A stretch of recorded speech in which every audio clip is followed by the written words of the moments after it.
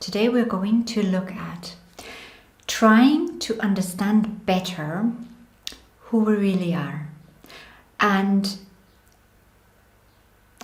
when I say understand better, what I mean is that we get a clearer picture of who we are, because what I notice is there is a problem for many people because we're so used to identifying with our ID, with our body, with our mind, with our emotions, with our story, with our history, our perceptions, our beliefs, our experiences. We're so used to defining ourselves by those parameters, by those factors, that whenever we try, or it is like that for many people, whenever they try to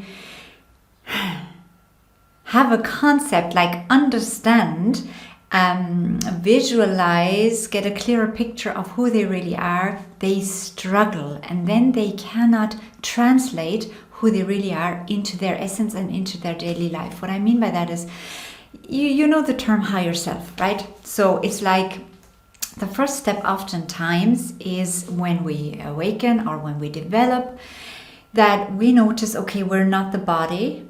We're not solely the body. We're also the body. I want to say that maybe also. But we're not solely the body, not solely this persona. We are more than that.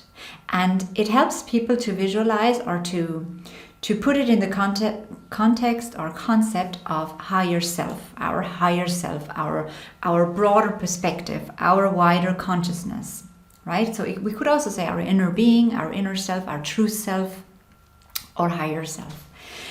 And then oftentimes this works for some, but again, already some people struggle with that. Like, what does my higher self look like? And by trying to connect to the higher self, they still hold the perspective that they are the lower self. They are themselves. It's still the perspective or perception, I am this. And I'm connecting to my higher self, who I know is also me, but it is still kind of located higher, somewhere out there. I also know it is in me, but it's hard, it's difficult. And I was shown that there could be helpful bridges to get you more into alignment and into the identification with your true self, with your higher self, and understand it better when you do the daily living thing, right? It is about not, you see, so many people are approaching the topic of spiritual development from a very mental point of view, they want to understand, they want to get it up here, they want frameworks, they want concepts, and they treat it like a science and something to become good at, something to become educated in, but this is very limited because the nature of it all is experiential. How do you know who you are if you don't experience who you really are? Right? And so it is about whatever it is we understand, we need to integrate into our daily life. We need to integrate it. We need to integrate the new perspective into how we live. Otherwise, it's pointless, it's useless to study anything if we can't use it, if it's of no benefit, if we don't use it for our growth and our expansion and moving forward. So in relation to you understanding and you feeling and you translating who you really are into your everyday life. And by that, I really mean getting up in the morning, standing beside your cooker, doing the dishes, going for a walk, going to work. In all those little aspects of life that you bring in the real version of you into your human physical experience. And I was shown that how it could help some people to make the next step in that, because it is so hard. Even people who know I am eternal consciousness, I am love light, I am unconditional love, I am divine source energy. It's like, how do I visualize it? How do I understand this? I'm eternal consciousness. Yeah, great, but how the heck am I supposed to picture eternal consciousness, right?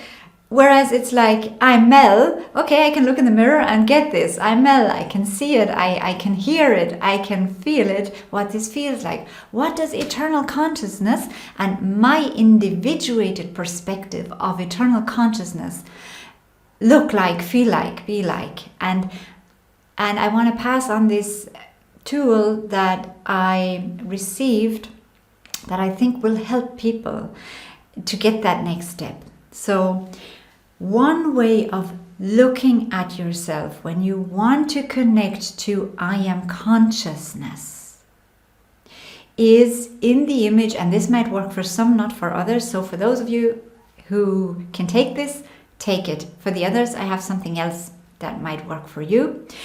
So you can visualize, instead of looking at this body and looking through your physical eyes, you can literally visualize yourself as a light being. And if you want, like an angelic being. So whenever you think of your higher self, or my true self is consciousness, and having this as a kind of a vague, some people might even say, yeah, I picture myself then as being light. But like, what kind of light?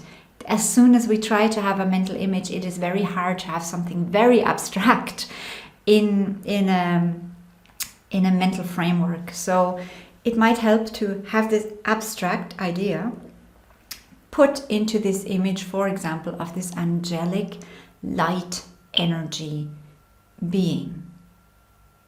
And whenever you think of yourself, whether it is within this physical body, you see this light being. You close your eyes and you feel this light being. You can even picture yourself with wings. Golden light, white light, whichever feels right for you. It could even be colorful light. Or you might even sense different colors at different times emanating from you. So this might help you to connect with your true essence more if you picture yourself as this light being, or if you picture yourself here, if you know I am here, I want to connect to my higher self, to my real self. I visualize this as the light being, as the angelic being, and I'm connecting to this essence of mine that looks like an angel, for example. And this is how many people actually walk on the planet as well. Nearly like these earth angels, because this is how they see themselves when they see their true essence. Now it's only a helpful little tool, because obviously we don't look like that. This is again just creation, right? It's not the absolute, but if we want it more concrete than the abstract idea of consciousness, eternal consciousness, source energy, it is so abstract that many people don't know what to do with this. And so this might help some of you, right? I was shown that it will help some of you to become much more in alignment with your true essence if you picture yourself as that. And if you walk through your day, and if you interact with people with this self-image of this angelic, divine, energetic, loving, glowing, vibrant, bright being.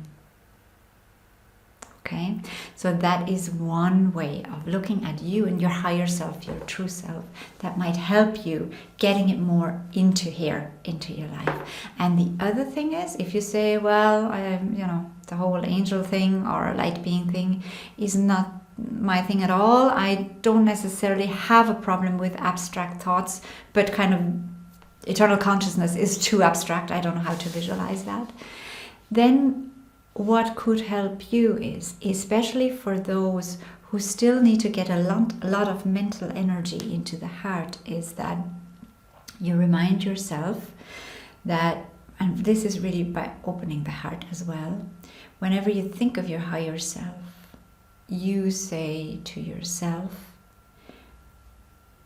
not I am eternal consciousness, but unconditional divine love.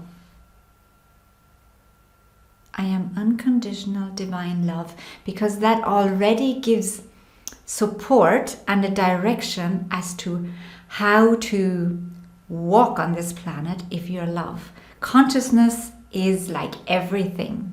So it doesn't guide a lot of people enough into their true realization of who they are. But if you say, I'm unconditional divine love, that gives you already a pointer. That gives us a direction.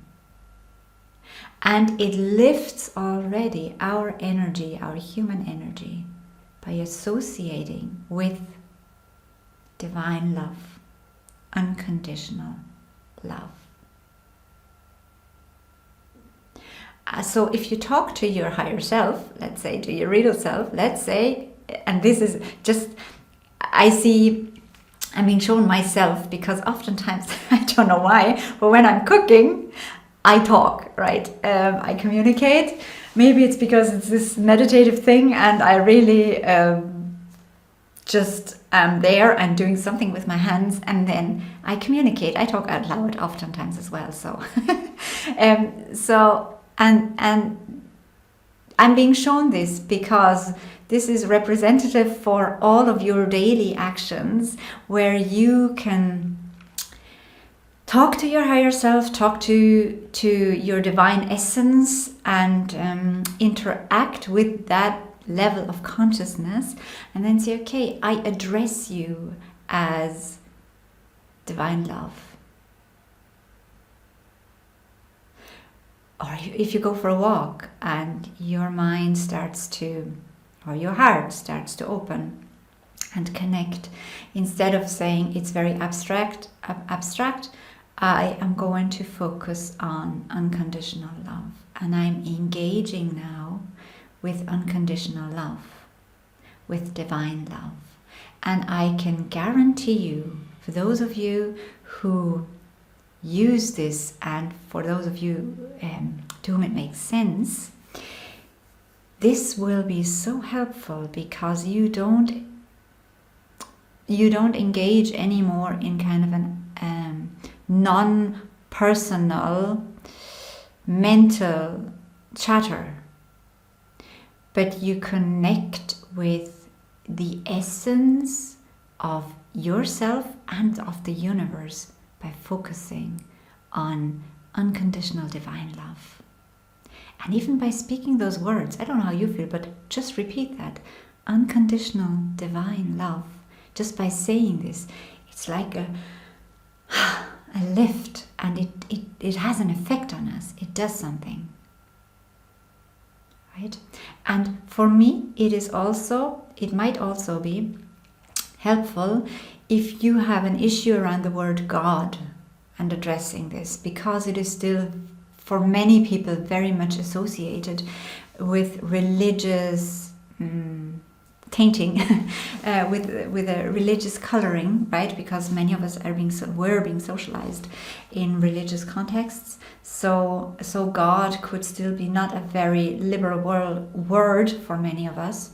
And this is how you can get around this. You can still address what's there, instead of saying, yeah, I know it's consciousness, but you can still address it by saying, okay, I address unconditional divine love.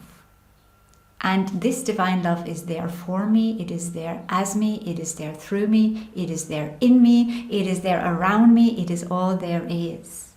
And so I can be in communication all the time with it, and I can get its wisdom, I can get its love, I can get its nourishment, whatever I need, its companionship. I can get my essence by defining it that way. Now again, it's just a definition, it is just a help, but it comes very close to this abstract thing of source energy, right? If we name it that way.